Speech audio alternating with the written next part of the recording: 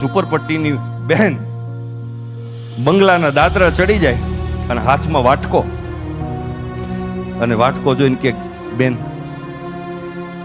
ઘરે ખાંડ નથી, થોડી ખાંડ મળશે? તમે વિચાર કરો, જેના ઘરે ખાંડ ઘટતી હોય એને ઘરે બધું ઘટતું હોય. એટલે તરત જ ઓલી ખાનદાન બાઈ હતી અંદર ગઈ અને ખાંડનો વાટકો ભરીને ગરીબ મહિલાને આપી. પછી એને ઊંઘ ન આવે. દાતાર માણસ કોને કહેવાય? જેને કેવું ન પડે હો એ ભાઈ તમે આ કામની અંદર કંઈક લખાવજો, એવું કેવું ન પડે. દાતારી ફાટી નીકળે. દિલ વાળો માણસ અંદરથી ફાટી જાય, એનાથી રહેવાય નહીં. એને કઈ રિક્વેસ્ટ ન કરવી પડે, કારણ કે દિલ છે એની પાસે. પછી એનું ઊંઘ ન આવે, કારણ કે જેની ઘરે ખાંડ ઘટે એની ઘરે ઘણું બધું ઘટતું હોય. આ ફીલ કરે, દિલ છે ફીલ કરે. પછી ઊંઘ ન આવે. એને એમ થયું કાલ પાછું કંઈક માગવા આવશે, કાલ પાછું કંઈક માગવા આવશે, કંઈક. પણ પેલી ગરીબ બાઈ માગવાનો હોય. પછી તો સાહેબ રહેવાનું નહીં. મુંબઈની બજારમાં આવી કરોડપતિની મહિલા નીકળી ગરીબ બેનને ગોતવા માટે. ક્યાં ગઈ?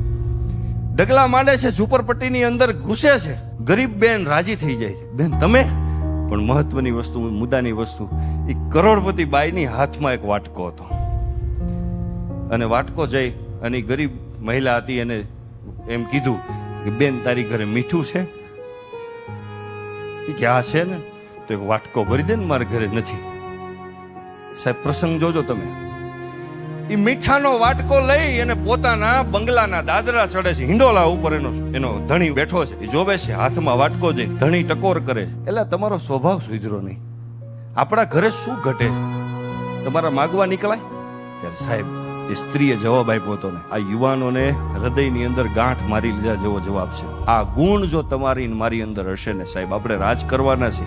એ સ્ત્રીએ જવાબ આપ્યો તો થોડા સમય પહેલા ગરીબ બેન આપણા દાદરા ચડી ગઈ અને ભગવાનની દયા છે આપણે એટલે આપણે એને આપી શકીએ. પછી હું કેમ આવી? કારણ કે જેના ઘરે ખાંડ ઘટે એની ઘરે બધું ઘટતું હોય. તો કાંઈક માગવા આવે. આપણી પાસે છે, ભગવાનની કૃપા છે, માગવા નહીં.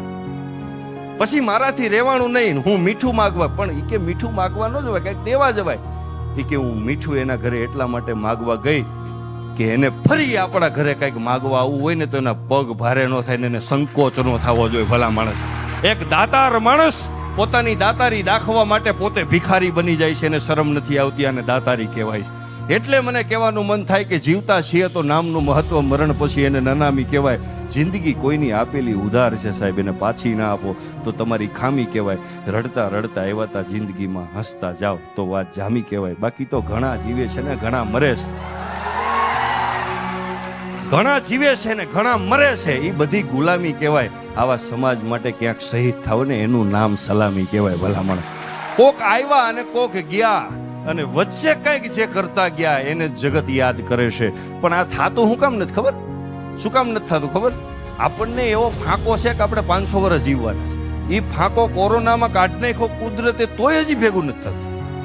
એટલે છેલ્લી 2 લાઈનમાં દિવ્યેશભાઈ મારી કવિતા છે કે કેટલાય ગયા ને કેટલાય આવીને આમ જ ફરે, કે કેટલાય ગયા ને કેટલાય આવીને આમ જ ફરે છે. પેઢીયું બળીને રાખ થઈ ગઈ તોય બધાય આમ જ ફરે છે. માલિક નથી તોય માલિકીના પુરાવા લઈને ફરે છે. ઓઢણું ઈશ્વરનું ઓઢીને પોતે જ ઈશ્વર થઈને ફરે છે. કેટલું સરસ નાટક માણસ કરે છે તો ઈશ્વર એને રોજ માફ કરે છે ને રોજ પ્રેમ કરે છે. રોજ માફ કરે છે ને રોજ પ્રેમ.